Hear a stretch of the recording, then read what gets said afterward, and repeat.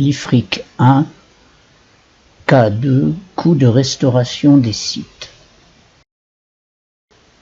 L'IAS 16 ne prévoit que la comptabilisation des frais des passifs relatifs au démantèlement ou à la remise en état et des autres passifs similaires lors de l'entrée du bien à l'actif. C'est l'IFRIC 1 qui fixe les règles lorsque les éléments de calcul de ces passifs évoluent. Les règles diffèrent selon le modèle de comptabilisation retenu, la méthode du coût ou la méthode de la réévaluation.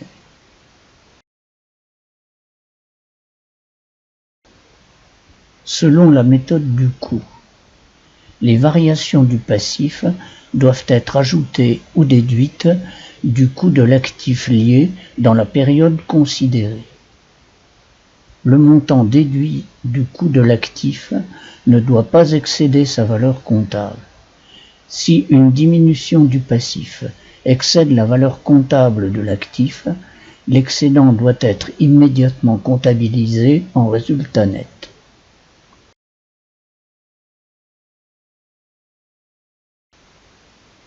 Si l'ajustement résulte en un ajout au coût d'un actif, l'entité doit examiner si ceci est une indication que la nouvelle valeur comptable de l'actif peut ne pas être entièrement recouvrable.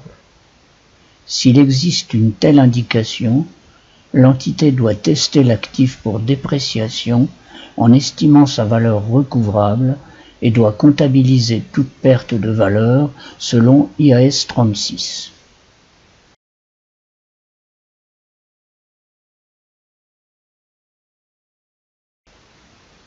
La méthode de la réévaluation.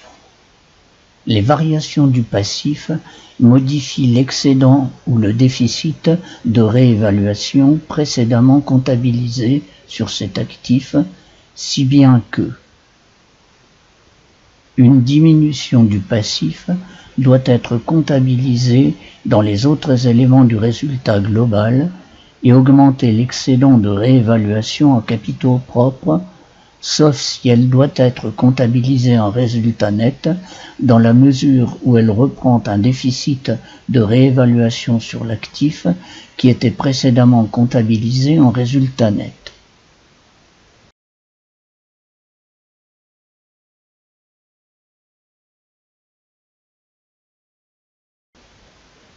Une augmentation du passif doit être comptabilisée en résultat net, sauf si elle doit être comptabilisée dans les autres éléments du résultat global, et réduire l'excédent de réévaluation en capitaux propres à concurrence de tout solde créditeur existant dans l'excédent de réévaluation concernant cet actif.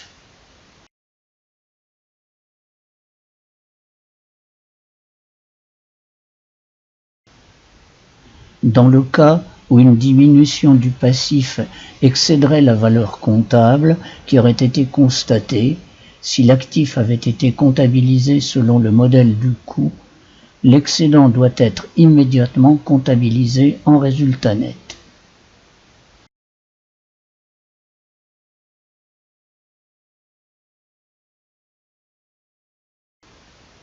Le sujet du cas est le suivant.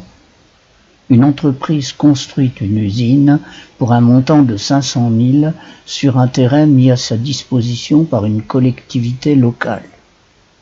L'exploitation est prévue pour 20 ans et l'entreprise doit ensuite détruire les constructions et dépolluer le terrain avant de le restituer.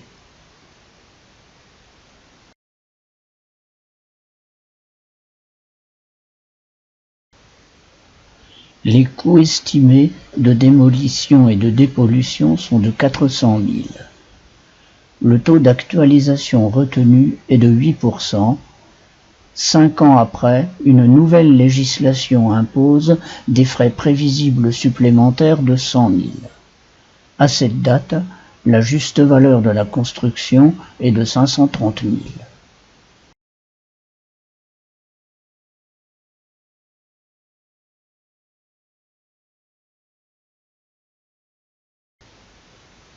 Voyons tout d'abord le corriger avec la méthode du coût.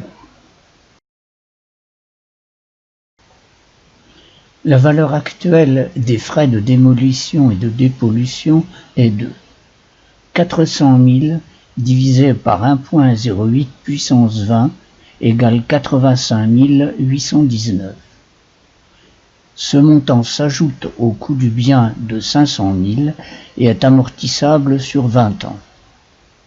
La contrepartie constitue une dette, une provision pour les coûts de décontamination, de restauration et de réhabilitation.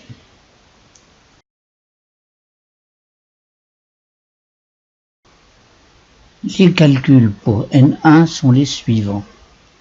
L'amortissement de l'usine est de 500 000 divisé par 20 égale 25 000. L'amortissement des frais de démolition est de 85 819 divisé par 20 égale 4 291. Les charges d'intérêt de la dette sont de 85 819 multiplié par 8% égale 6 866.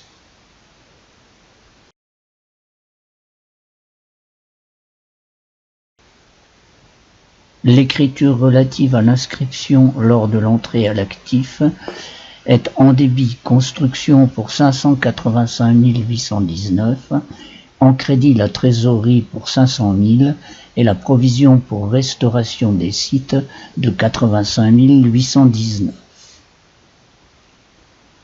Les écritures d'inventaire pour N1 sont les suivantes. Dotation aux amortissements et en crédit amortissement des constructions pour 29 291. Charges financières en débit et provisions pour restructuration des sites en crédit pour 6 866.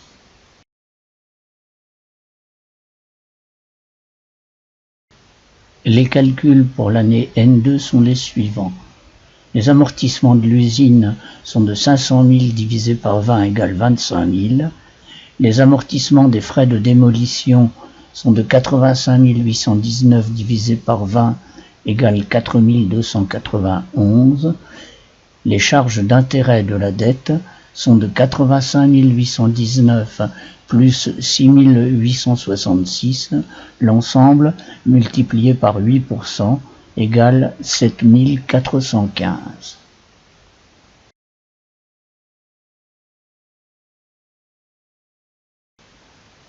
Les écritures d'inventaire de N2 sont les suivantes. En débit dotations amortissements, crédit amortissement des constructions pour 29 291. Puis charges financières en débit, provision pour restructuration des sites en crédit pour 7 415.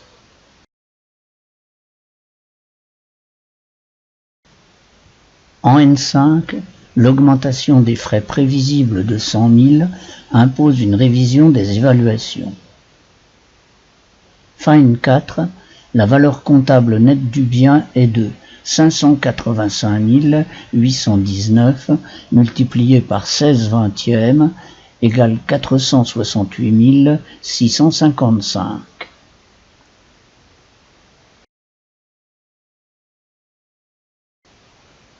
S'y ajoute la valeur actualisée du supplément de charge de démolition de 100 000, soit 100 000 divisé par 1,08 puissance 16, nombre d'années restantes, égale 29 189. La nouvelle valeur comptable est de 468 655 plus 29 189 égale 497 844.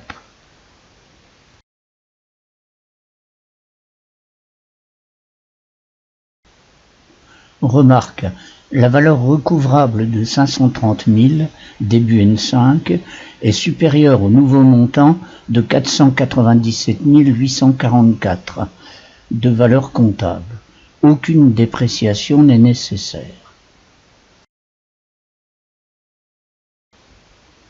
L'écriture, après prise en compte de la nouvelle législation début N5, est la suivante. En débit, construction, en crédit, provision pour restructuration des sites pour 29 189. L'amortissement annuel est de 497 844 divisé par les 16 années restantes, soit 31 115. Le montant de la dette début N5 est de 400 000 plus 100 000 de frais nouveaux, l'ensemble divisé par 1,08 puissance 16 égale 145 945. La charge financière annuelle pour N5 est de 145 945 multiplié par 8% égale 11 676.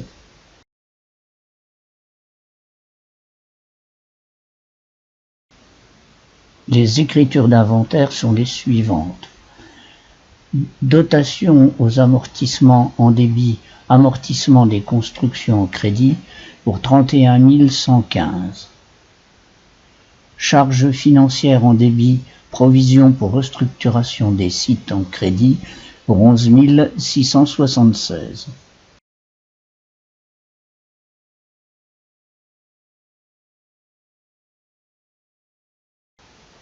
Voyons maintenant le corrigé selon la méthode de la réévaluation.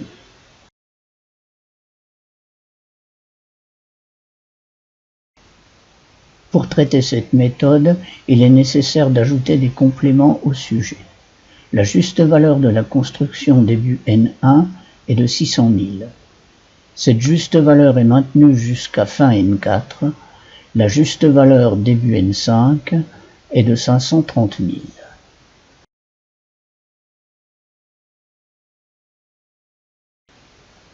La valeur actuelle des frais de démolition et de dépollution début N1 est de 400 000 divisé par 1,08 puissance 20, soit 85 819.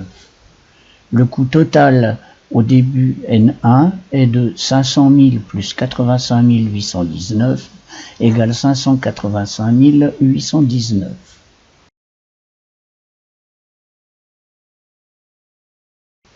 Comme dans la méthode précédente, l'inscription lors de l'entrée de l'actif constate construction en débit pour 585 819, en crédit trésorerie 500 000 et provision pour restructuration des sites 85 819. La juste valeur début N1 est de 600 000. Un écart de réévaluation doit être constaté de 600 000 moins 585 819 égale 14 181. L'écriture constate en débit construction pour 14 181 et en crédit écart de réévaluation pour le même montant.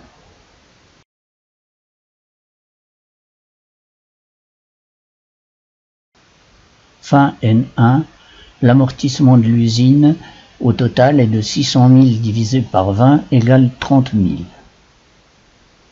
L'amortissement de l'écart de réévaluation est de 14 181 divisé par 20 égale 709. Les charges d'intérêt de la dette ou de la provision sont de 85 819 multiplié par 8% égale 6 866.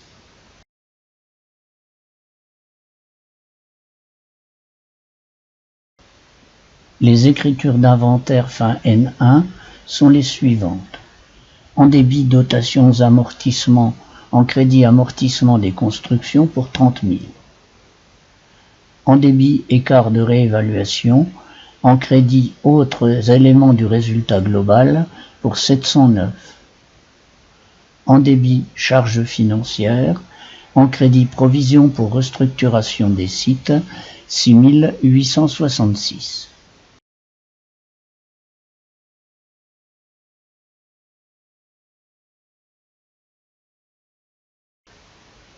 Les calculs pour l'année N2 sont les suivants. L'amortissement de l'usine, 600 000 sur 20, égale 30 000. L'amortissement de l'écart de réévaluation, 14 181 sur 20, égale 709.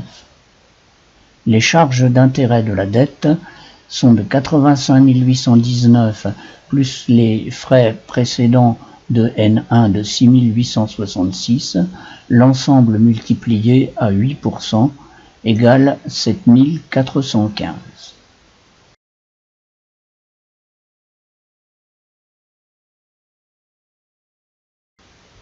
Les écritures d'inventaire fin N2 sont les suivantes. Dotation aux amortissements en débit, amortissement des constructions au crédit pour 30 000. Écart de réévaluation en débit, autres éléments du résultat global en crédit pour 709. Charges financières en débit, provision pour restructuration des sites en crédit pour 7 415.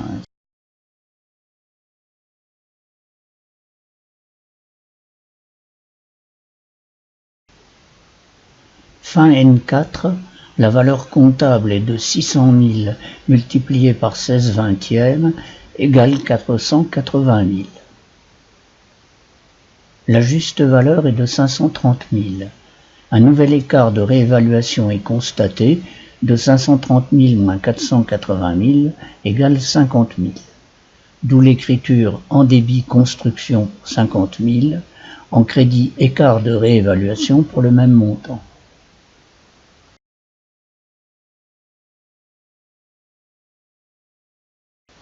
Début N5, la dette doit être révisée. L'ancienne dette est égale à 400 000 divisé par A08 puissance 16 égale 116 756.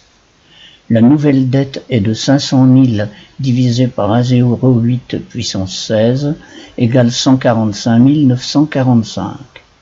Il y a donc une augmentation de la dette de 29 189.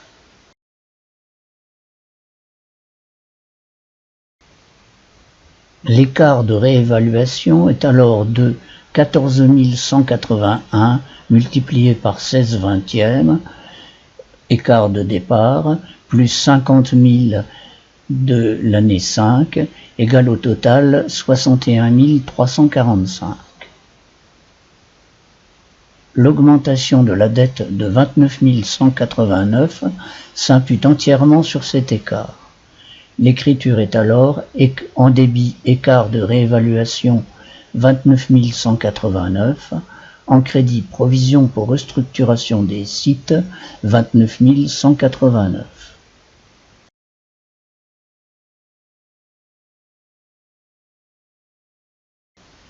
Les calculs pour N5 sont les suivants. L'amortissement de l'usine, 530 000 juste valeur nouvelle divisé par 16 égale 33 125. L'amortissement de l'écart de réévaluation, 61 345 moins 29 189, l'ensemble divisé par 16 égale 2010.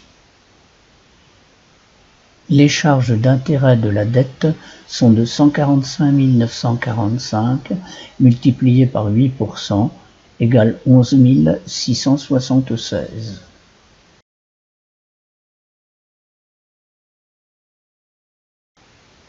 Les écritures d'inventaire fin N5 sont les suivantes. En débit, dotation aux amortissements pour 33 125, en crédit, amortissement des constructions pour le même montant. En débit, écart de réévaluation pour 2010, en crédit, autres éléments du résultat global pour le même montant. En débit, charges financières pour 11 676, en crédit, provision pour restructuration des sites pour le même montant.